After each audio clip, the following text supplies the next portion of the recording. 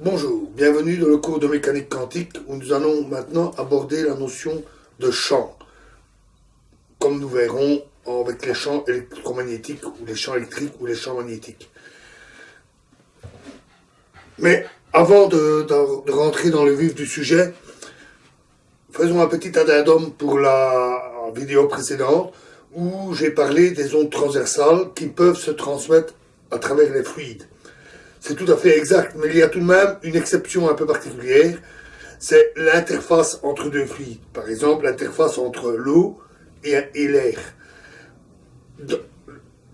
Dans ce cas, lorsqu'une telle interface existe, une onde peut très bien se propager, appelée onde de surface. Et l'exemple typique, c'est justement celui que j'ai cité en premier, les vagues. Donc, au cas où vous auriez noté que tiens, les ondes transversales ne peuvent pas se transmettre dans les fluides alors qu'on parle des vagues qui sont dans l'eau, ben vous avez la réponse. Revenons au champ. Alors, la notion de champ n'est pas une notion si étrange et si bizarre que ça en physique. C'est quelque chose d'assez simple en fait. C'est simplement une grandeur physique qui prend une valeur différente en tout point et qui peut éventuellement varier dans le temps. Prenons deux exemples très simples. Prenons la température de l'air dans cette pièce, par exemple. Si on mesure la température en un point, on va obtenir une certaine valeur, disons 19 degrés. Si on la mesure en un autre point, elle sera probablement pas très différente, mais certainement aussi, il y aura un tout petit écart, peut-être 19,1. Un autre point, elle aura encore une autre valeur, 18,9, etc., etc., etc. Donc, ceci représente un champ de température. Ce n'est donc rien de très étrange et très bizarre. C'est juste la température en tous les points d'une pièce, par exemple. Un autre exemple, c'est celui d'une rivière. Où vous avez l'eau qui s'écoule, parfois de manière un peu compliquée, s'il y a des obstacles tels que des pierres ou des variations de profondeur. Dans ce cas, la vitesse de l'eau en différents points peut varier considérablement. S'il y a des tourbillons ou d'autres choses, ça peut même avoir une forme très complexe à certains endroits. Mais en tout état de cause, on a un point, on a une vitesse bien déterminée, qui peut aussi varier au cours du temps, tout comme la température d'ailleurs, suivant la quantité d'eau qui circule ou suivant les obstacles. Donc, on voit là un certain rapprochement avec ce que nous avons vu pour les ondes.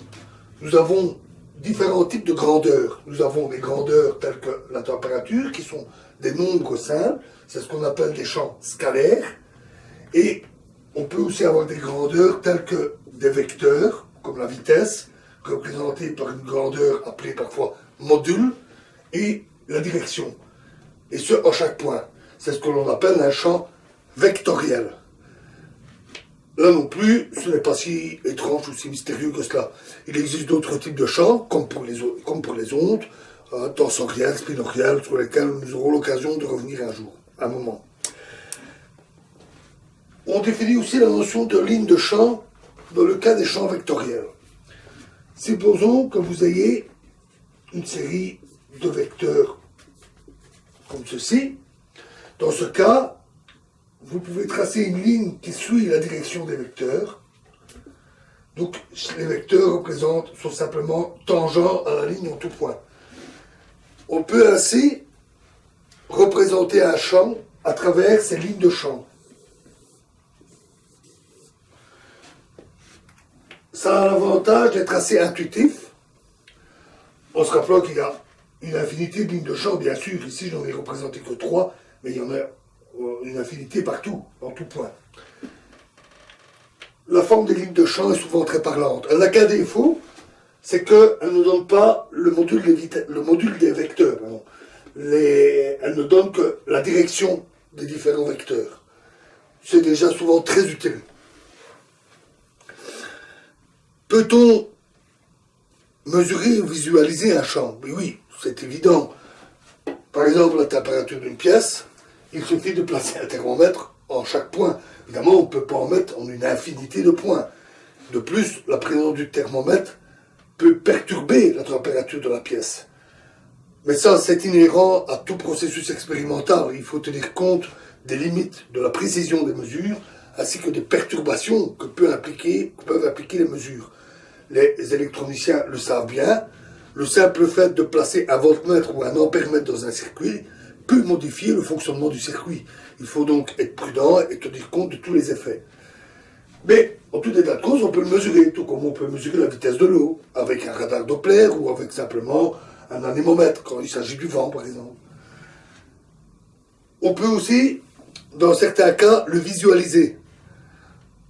Pour l'eau ou pour l'air, il suffit de mettre un petit peu de colorant dans l'eau, et les filets de colorant vont montrer la direction les filets vont montrer, en fait, les lignes de champ. Il suffit de placer quelques gouttes de colorant, et le colorant va suivre la trajectoire de la vitesse. C'est un procédé qui est d'ailleurs utilisé en aérodynamique, quand on veut étudier par expérience, avec une maquette, les propriétés d'un appareil, par exemple un avion. On le place dans un tunnel avec un grand ventilateur, et on fait circuler l'air. Mais il ne suffit pas de faire ça, il faut aussi effectuer des mesures, voir si la conception de l'avion est correcte, n'engendre pas trop de turbulences, de tourbillons. Et donc, on injecte dans l'air qui est soufflé une fumée colorante qui permet de voir les trajectoires prises par l'air, c'est-à-dire les lignes de champ, du champ de vitesse dans l'air. Dans le cas de l'électricité et du magnétisme, nous serons amenés à étudier les champs électriques et magnétiques, dont nous parlerons très bientôt. On aimerait aussi pouvoir les visualiser, mais il y a une solution très simple. Il suffit de prendre une feuille de papier couverte de limaille de fer. Le fer est sensible au champ électrique. Il est également sensible au champ magnétique. Lui-même se comporte comme un petit aimant. Et donc, les limailles de fer vont se placer et s'orienter en fonction des lignes de champ, ce que nous verrons d'un peu plus près bientôt. Je vous remercie.